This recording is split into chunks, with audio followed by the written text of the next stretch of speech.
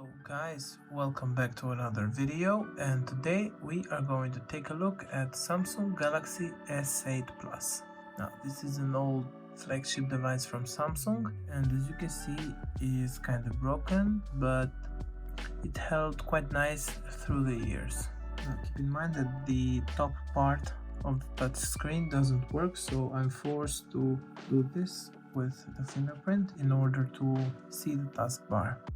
This phone, as you can see, I don't know if you can see it on the camera, but it has a lot of screen burning. But I got this phone for around $50 and it was a good deal. Let's take a look further. I have the SMG955F.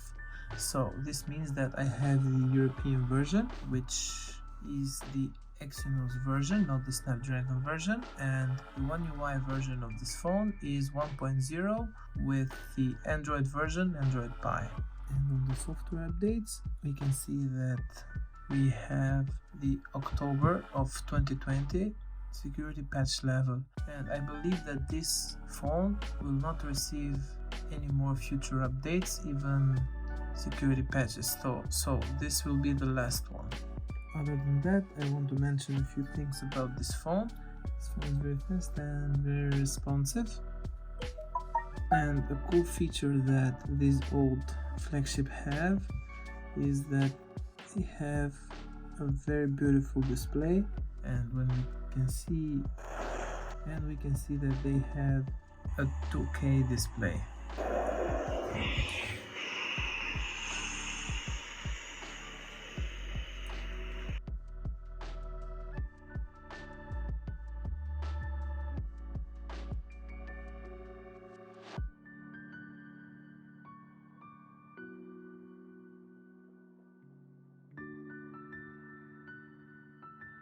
Now, I know that the camera doesn't capture it, but it is a very beautiful display for YouTube videos that have good resolution.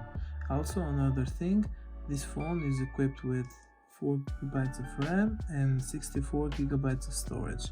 The fact that this phone has a flagship processor is the equivalent of the Snapdragon 835.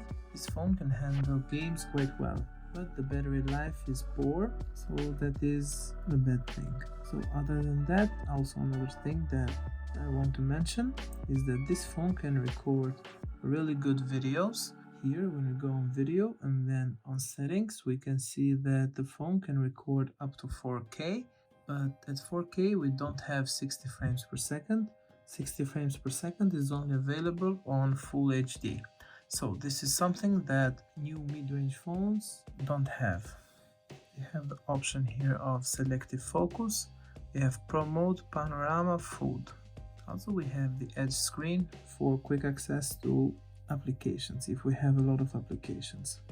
Now also this phone is equipped with a fingerprint here, which is in a very bad position because this is a big phone and you have to go like this, and most of the time you confuse the fingerprint with the camera and you accidentally press the camera here. This is a fingerprint magnet, as you can see. After we open the camera, if we don't clean it, we won't be able to take good photos. So the fingerprint here is in a really bad position. But if you use a case, your finger will go automatically in the fingerprint sensor because you will get used to it very quickly.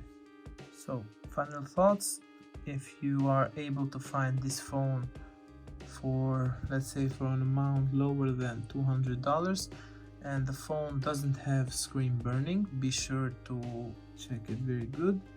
If the phone doesn't have screen burning like this phone does, and it's like $150 or something in that area, just go ahead and get it because you won't be able to find a better deal on a Samsung phone. Even if the phone is renewed or used, be sure to accept the phone, but ask for some kind of warranty when you buy it. So it's either this or the Samsung Galaxy A11 or equivalent to that, A21s with 32 GB of storage. Of course, it's more modern, but this phone was a flagship, and a flagship remains a flagship phone. This phone is very fast compared to other Samsung mid-range phones, even the new ones. So at the price for 150 US dollars, this is a very good deal. Also, another feature is the always on display. So yeah, this was the video, guys. Thank you so much for watching, and I will see you on the next one.